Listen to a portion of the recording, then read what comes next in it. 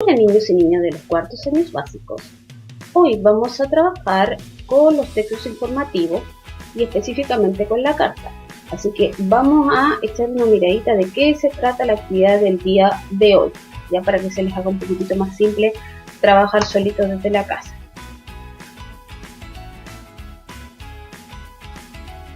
Bien.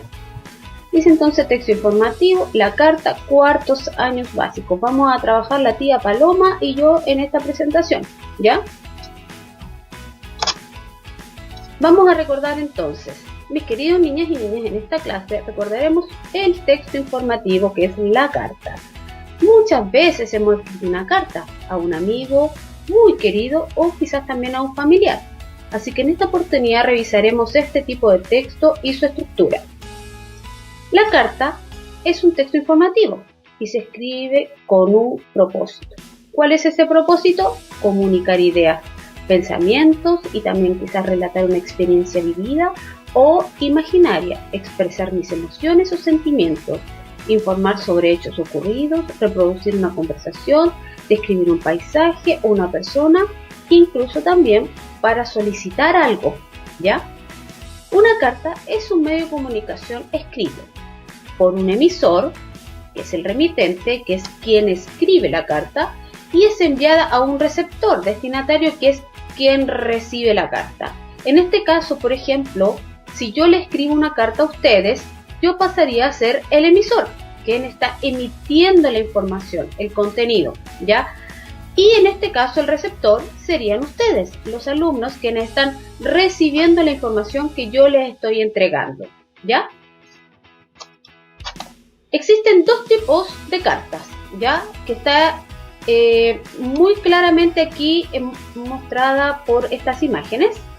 Dice: el estilo de la carta debe ser siempre adecuado para el receptor y entendible, ¿ya?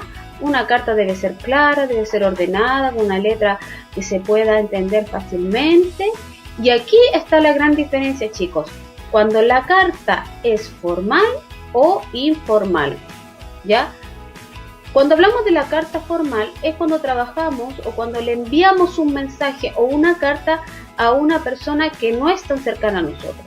Como por ejemplo, podría ser entre compañeros de trabajo, por ejemplo, un jefe, ¿ya? Puede ser también, en este caso, al director del colegio, también puede ser a la profesora, si ustedes le envían una carta a la profesora informándole de algo o solicitando algo especial para el curso. Esta sería una carta formal, en donde el vocabulario es mucho más formal. Al momento de iniciar también la carta, va a ser con respeto, va a ser señor, señora, ¿ya?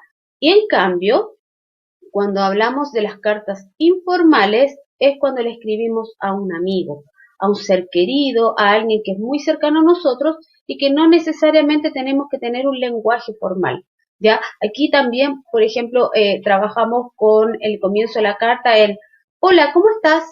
Qué rico saber de ti, o te quiero mucho. Ese tipo de cosas se pueden escribir en una carta informal, ¿ya? Que es más que nada para alguien cercano, para un familiar, para un amigo, para alguien con el cual nosotros tenemos muchísima confianza, ¿ya? Esa es la diferencia entre ambas cartas. Les repito entonces, la carta formal tiene un vocabulario muy formal, muy respetuoso, ¿verdad? Y es generalmente escrita para personas que no son tan cercanas a nosotros, ¿ya? Y tenemos la carta informal, que es cuando le escribimos a un amigo o a un ser muy querido y en donde hay mucha confianza y el vocabulario es mucho más simple.